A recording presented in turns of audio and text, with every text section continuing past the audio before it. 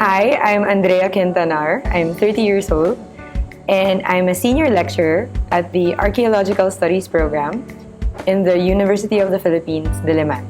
Besides that, I also teach Philippine history and research methods, project management in other colleges in Manila.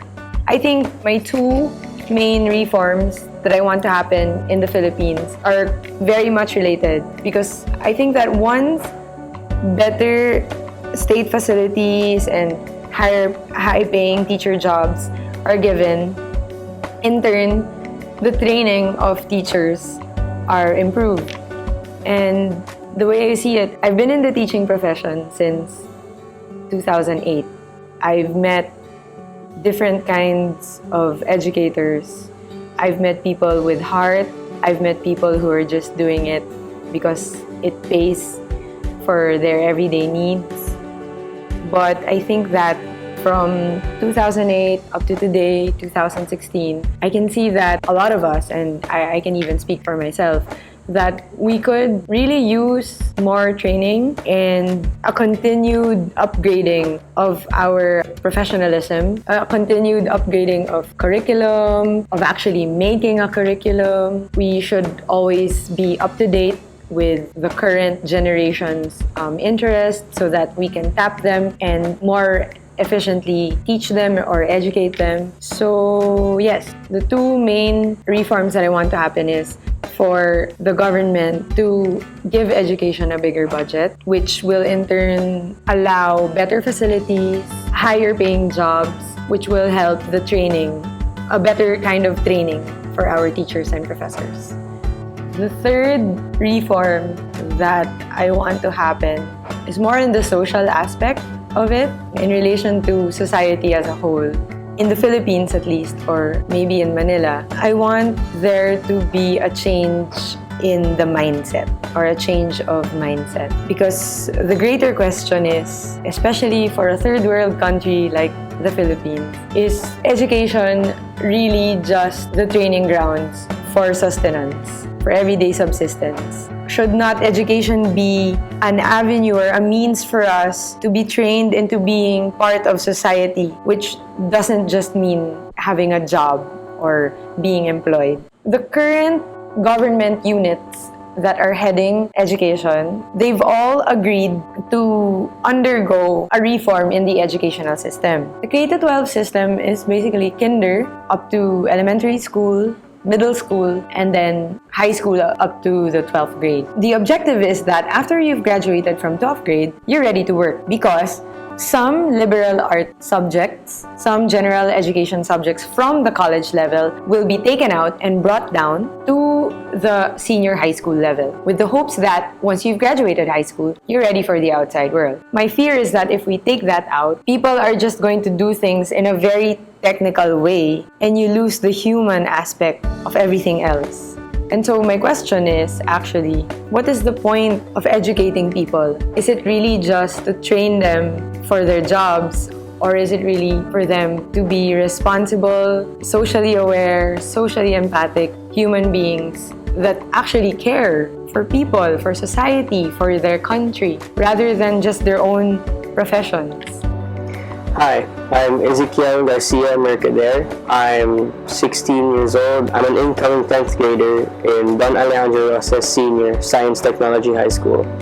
What I would want to see, changes I would want to see in education systems here in the Philippines would be, number one, the grading system to be continued the way they're doing it now. A system where your performance is half the grade and exams and paperwork would be quarters of the 100% that they have.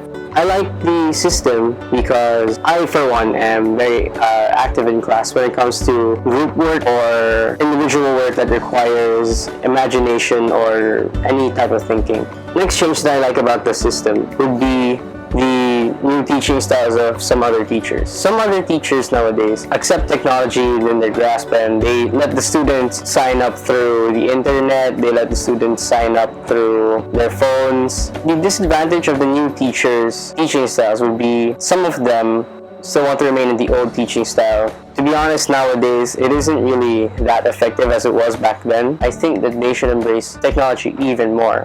And lastly, about their teaching styles, there are students who are capable of different things. Like, I for one am spatially reasonable, musically reasonable, and I'm good at language. These certain advantages of students are not really given much thought and much care.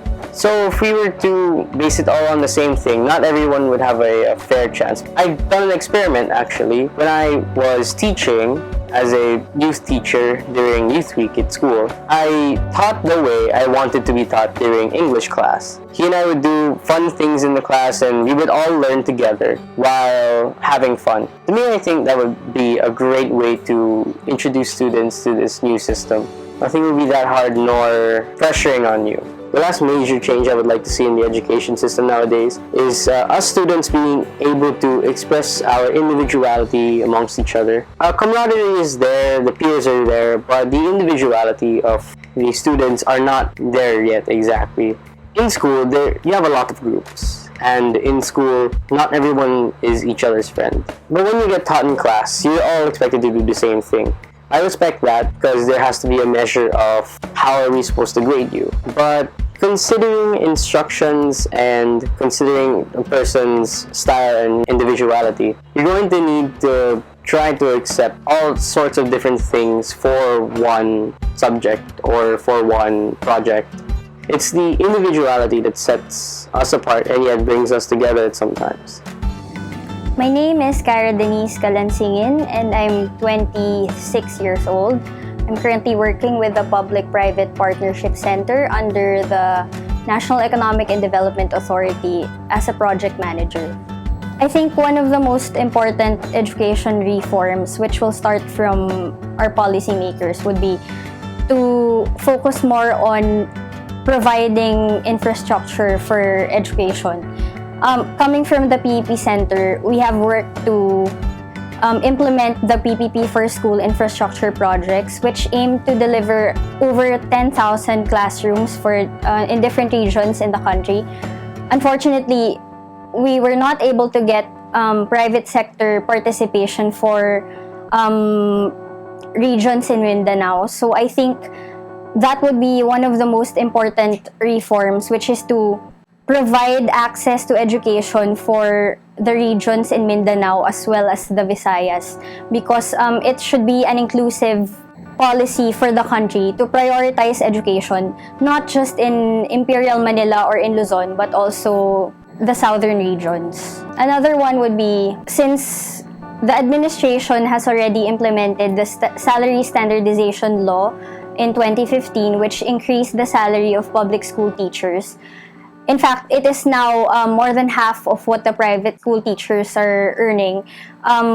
For example, teacher 1 in a private school setup would earn around 170,000, but public teachers, on the other hand, would earn around 340,000 pesos. I think we should encourage also private schools to increase the salary of teachers. Well, we need to attract more professionals in the education sector. Lastly, I think what comes to mind when we say education is due to the recent election season, where the teaching of history is always dragged into the picture, so to speak. I look forward to the mainstreaming or probably the standardization of teaching history in both the public and the private schools. We all know for a fact that it has been an issue that kids nowadays are not aware or they have limited history lessons. So I think it is important that we revisit that area of education and that all the instruction materials in our history book and the curriculum on history would provide them with a deeper understanding of Philippine history.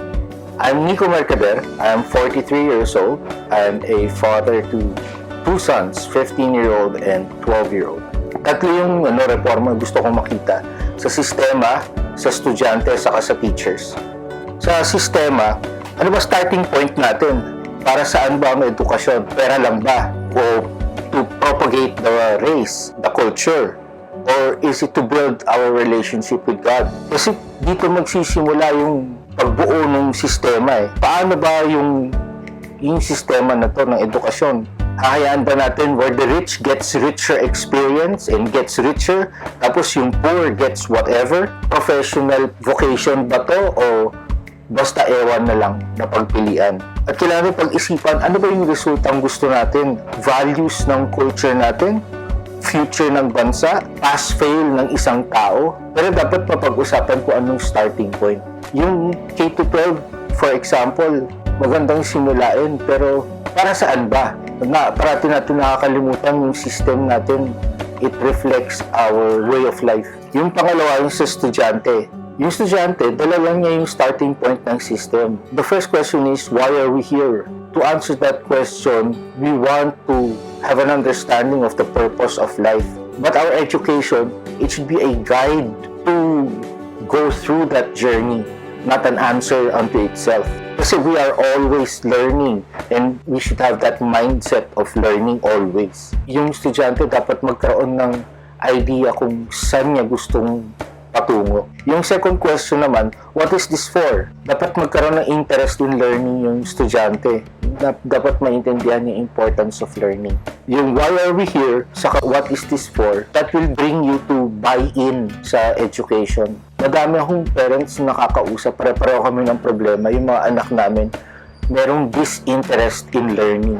Para kulang yung buy-in ng mga estudyante. Yung pangatlong reform, sa teachers naman, kailangan i-klaruhin sa mga teachers. Pera lang ba yung habol ng mga teachers o gusto ba ng resulta? Hindi ko nila lahat, pero meron kasing mga teachers parang trabaho lang na hindi nila tinitignan yung teaching as a vocation, as a calling. Napaka-importante nitong trabaho dahil ang teacher taga-hulma, taga-hubog, lalo na ng mga bata.